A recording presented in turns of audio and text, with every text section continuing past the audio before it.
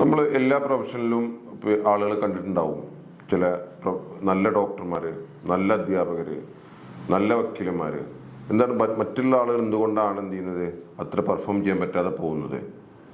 ഇതിനുള്ള പ്രധാനപ്പെട്ട കാരണം, ഒരു ആൾക്ക് ഒരു വ്യക്തിത്വമുണ്ട്, ജന്മന ലഭിക്കുന്ന ഒരു പേഴ്സണാലിറ്റി ടൈപ്പ് ഉണ്ട്.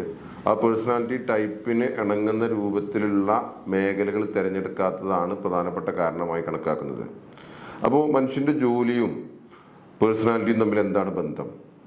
ഇതിൻ്റെ അടിസ്ഥാനത്തിൽ 6 തരത്തിലുള്ള പേഴ്സണാലിറ്റികളുണ്ട്.